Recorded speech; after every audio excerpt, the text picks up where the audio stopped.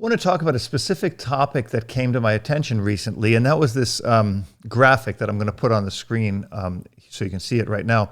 And it's called the gift of a growl. It's a concept that's been around for many, many years. The idea of what's called by positive-only people pushing out warning signals.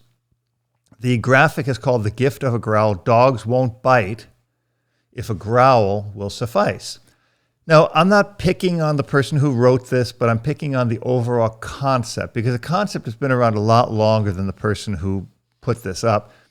And the reason I want to address it is because of my background in dealing with dangerous dogs, dealing with dogs that bite, dealing with shelter dogs. And those of you who know me know I have an extensive experience in dogs with specific behaviors that are otherwise not treated, not managed properly. So I'm going to go through this graphic step by step in hopes of giving you a better understanding, because there are some things that are unsaid in this graphic that should spark your mind and should spark your creativity to understand what really would help the dog. So first of all, it says, a growl should never be punished and it should never be ignored. I'm going to first of all differentiate between punishment and corrections. This is the big piece that everybody forgets. A punishment is a punitive act that is done after the fact. A correction is correcting something that is wrong. That concept alone is something that I've talked about for at least 10 years in dog training. And it's a concept that if you don't understand it, you tend to fall in this trap of the 4-quadrant: positive punishment, negative punishment, and such. Using the word punishment in training is incorrect. I'll go against any scientific person who wants to argue that. Corrections and punishment are two very different concepts. Punishment is something that you see when someone is abusing a dog. There's a video out now of people abusing a dog. It's gone everywhere. That is punishment. Correcting is very different. So a growl should never be punished. I agree. But it should be corrected. Now they're saying it should never be ignored. So the next step down says dogs that growl will have good communication skills, providing an early warning instead of just biting.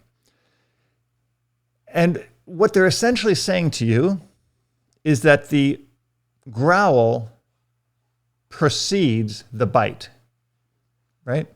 The growl precedes the bite. So they're saying if the dog will growl, that's a warning sign that a bite will come. But if we let the dog growl, they won't bite. And that's incorrect. Right? Because if a dog growls, he's warning you that he's going to bite, that he's feeling pressure, he's feeling afraid. What should you do? I'm going to get into that, but first I'm going to go through the graphic. A growl means, the second piece, I feel threatened, scared, anxious, stressed, or uncomfortable. But it could also mean I feel dominant and pushy. And that's not being addressed, right? Growling, we don't know what the growling is. Again, when I taught my shelter dog training program, the one thing I always stress is that it's never, never about one thing. You must take into consideration the entire dog. A dog growling alone, a lot of dogs growl in play. A lot of dogs growl when they're playing tug.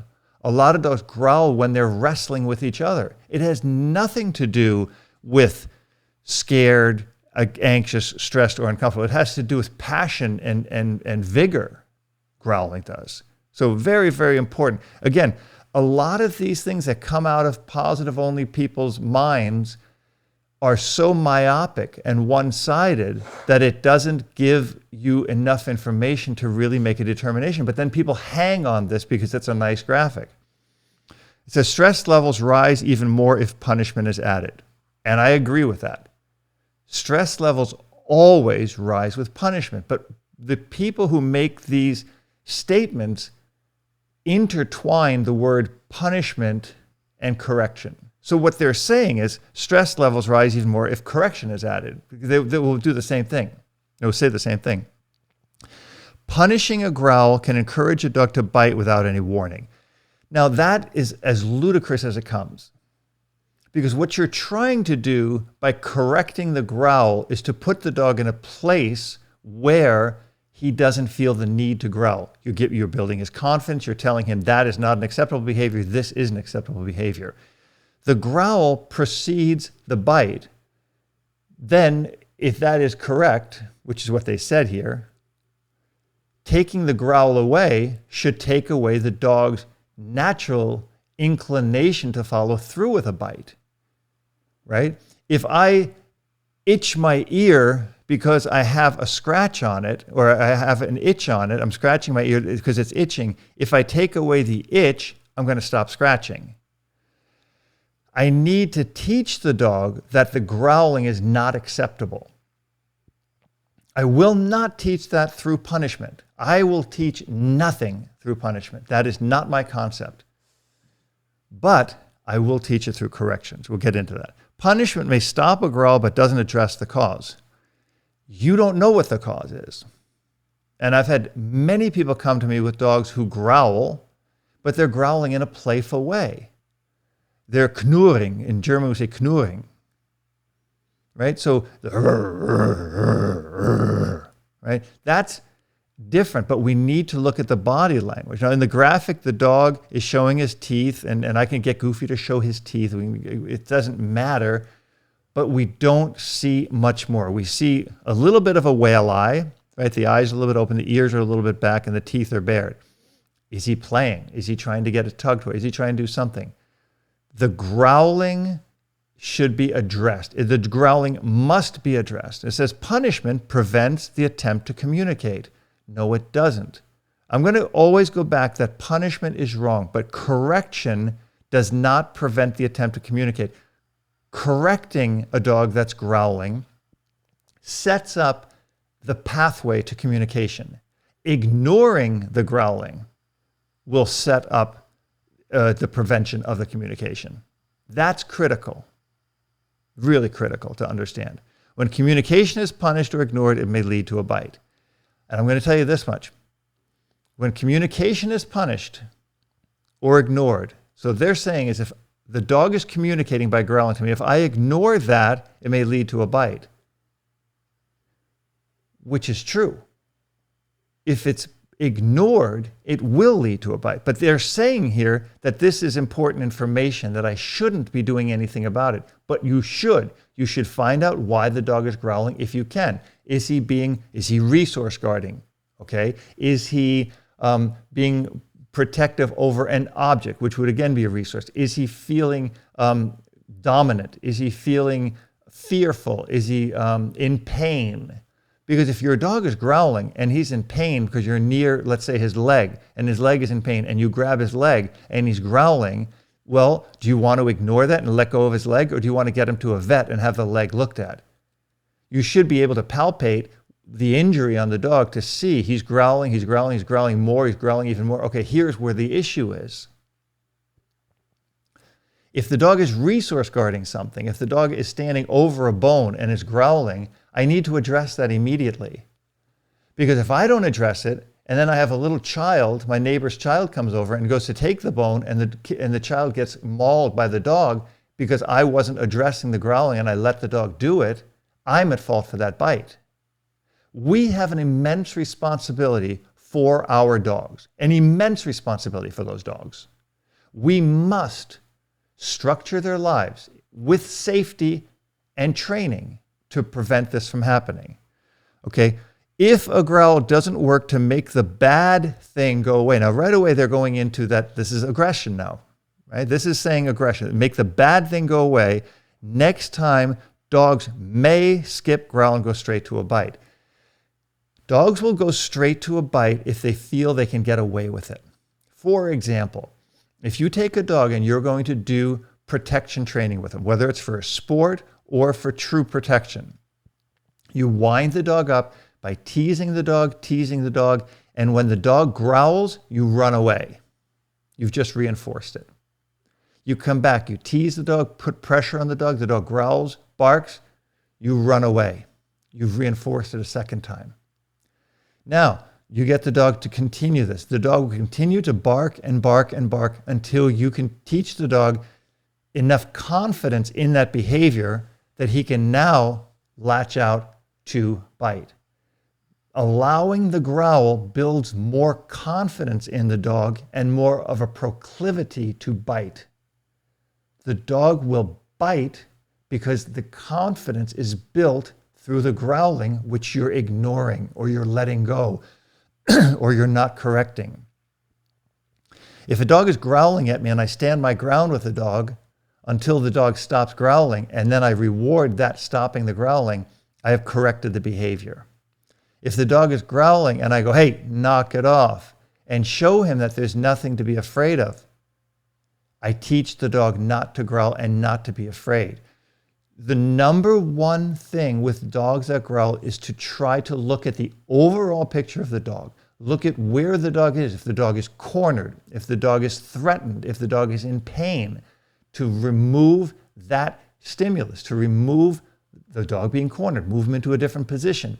Don't let him have something he's overly protective or dominant over. If he's in pain, get him to a veterinarian, get him checked out. But not following through. If a dog is merely being possessive over something and saying, okay, well, then we can't do anything about that, we have a problem. And we're going to have a dog that's going to become very dangerous. And we're going to have a dog where we are reinforcing that danger by not addressing the growl. The growl will, in every situation, I would say most every situation, I can't say every, in most every situation, encourage the dog to continue the behavior. Whatever a dog is doing, if it's not interrupted, will continue. There's two ways to address a dog's behavior. One is to reinforce it and continue it, and two is to block it and to stop it. Dogs that are growling in a dominant method, in a resource protective method, or in an aggressive method, a purely aggressive method, must be addressed. The growl must be addressed. Now, this should only be done by someone who's very competent in handling that, because you might get bit. But it's your duty to address that issue. If you have a dog that is growling, or if you are working with a dog that is growling, ignoring it and trying to tiptoe around it will be the very worst thing you will do, because you are building a beast. The behavior will get stronger. It will become more reinforced until the dog becomes a natural biter. Correcting the growl corrects the next behavior. For example, if you do A, then B, then C, and at A, I say, don't do that, your likelihood is not to go to B or to C. If you do A and I don't say anything about it, and then you go to B and I say, don't do that, pushes you back to A. If C is the bite and you have the growl, the snap, and the bite, A, growl, B, snap, C, bite, and I ignore A, you are allowed to go to B.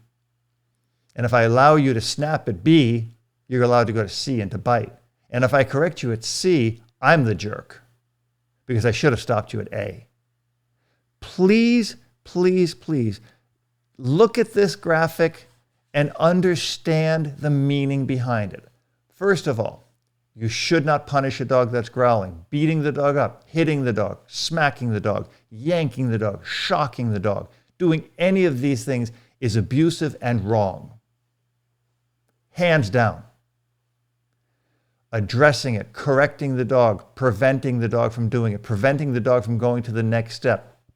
Correcting a dog that is at level A before they go to level B or level C is the most humane thing, the most compassionate thing that you can do for a dog. And a dog that cannot be helped, a dog that does not understand that communication, a dog that does not understand the upper hand of the human, the correction of the human, the guidance of the human, and a dog that thereby overshadows those commands, those structures, is a dog that can't live in society, a dog that should be put down. If a dog does not understand he's not allowed to bite children, to attack people, the dog should be humanely euthanized. But the dog should not be ignored. The dog must be given a fair chance at structure, a fair chance at reward, a fair chance at a good life. That is what I've spent my life doing, whether it's with my dog training or my work in the shelters. That is my core mission in life, to get people to better understand dogs, to better understand dog behaviors, and to form better bonds and relationships in training their dogs to be better dogs and have a nice, happy life. That they may die in the arms of the people that they loved and that love them. So when they say be grateful for the gift of a growl, that's not a gift. It's not that simple. It's an indication that something is wrong. The dog is crying out to you, telling you something is wrong with me. Help me fix it. Don't ignore it. There's a thorn in your shoe. Untie the shoelace. Take off your sock. Pull the thorn out of your shoe, out of your toe. That's it. You must address it. You must address it. You must work on the dog's behavior to build trust. And like I said, with Goofy, I can do anything. With Maya, I can do anything. Jimmy, Dwayne, I can do anything with my dogs. That is the goal for our dogs, and that should be the goal for you. So please, when you see these positive only things, not giving you permission to put a correction onto a dog or to help guide a dog to a better behavior, think twice. Do your research. Find another trainer. Find someone who can get you and your dog to the place where you want to be. And that's it. Thank you for watching, and I'll see you next time.